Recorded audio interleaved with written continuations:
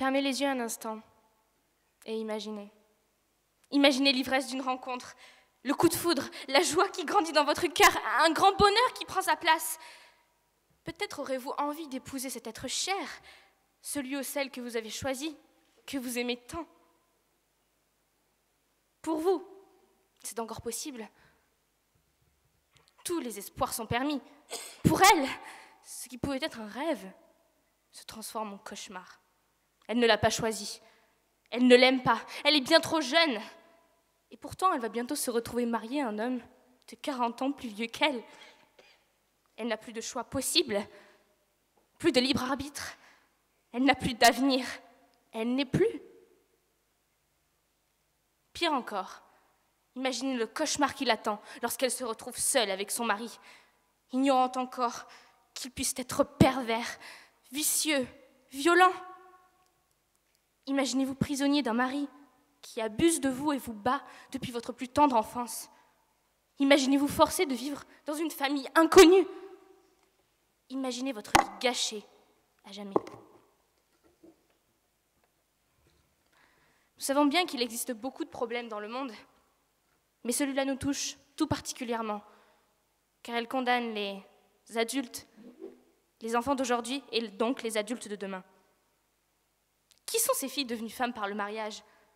Femmes aux yeux de leur mari. En réalité, ce sont toujours des enfants, des jeunes filles privées de droits, sans vie privée et sans enfance. En Afghanistan, Meshgon, une jeune fille, a été vendue à son futur mari par son père, sous l'emprise constante de l'opium. Elle n'avait alors que 11 ans. Son mari l'a violée, battue. Elle confiera plus tard, « De toute ma vie, je n'ai jamais ressenti d'amour. » Comme Meshgon, ou encore Devi, Nala, Jaï, Louisha, 10 millions de mineurs sont mariés chaque année dans le monde. Ce sont des jeunes filles, des adolescentes, à peine des femmes. Elles ont entre 10 et 18 ans.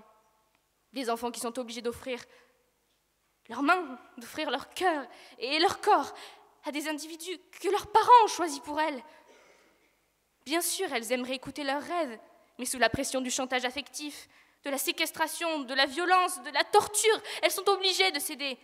Alors ce rêve, celui du prince charmant, de la magnifique robe de princesse, ce rêve-là est pour elles devenu un cauchemar sans fin. Certaines ne voient qu'une seule solution pour sortir de cet enfer, le suicide. 10 millions de mineurs mariés chaque année dans le monde, c'est 27 000 par jour. Dans certains pays en développement, la moitié des filles sont déjà mariées avant l'âge de 18 ans. Et les chiffres de l'UNICEF sont effrayants. En République démocratique du Congo, les 3/4 des filles de 15 à 19 ans sont déjà mariées. Si les jeunes filles sont les principales victimes de cette tradition, les garçons y sont parfois aussi contraints. Il existe une communauté de jeunes garçons turcs mariés de manière précoce. Même cauchemar. Alors le suicide comme seule solution pour sortir de ce piège? Non!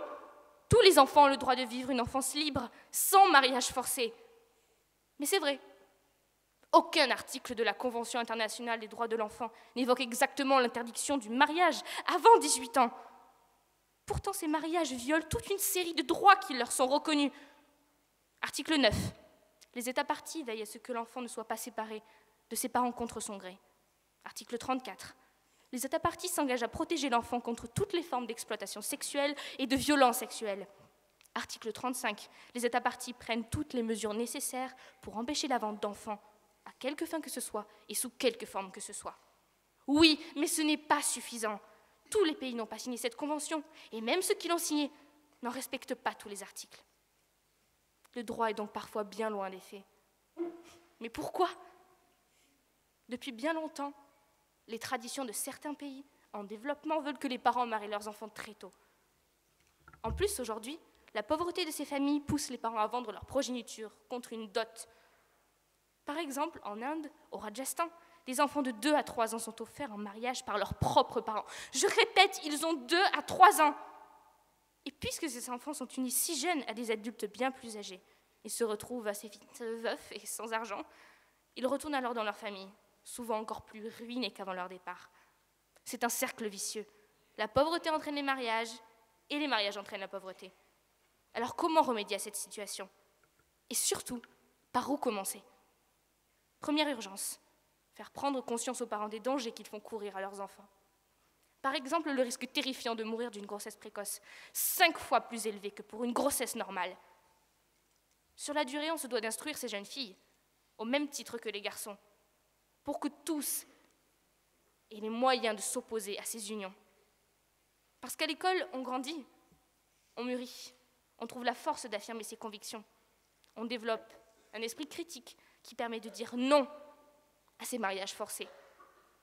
Par l'éducation, les femmes ont davantage accès à un travail valorisant.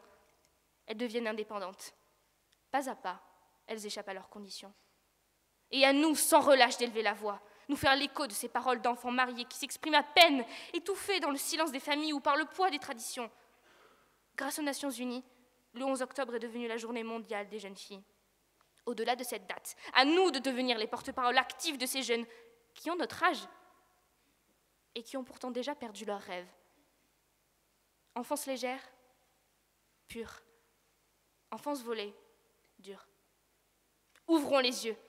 Agissons pour supprimer cet esclavage moderne. Mariage précoce. Pour le meilleur? Non, seulement pour le pire.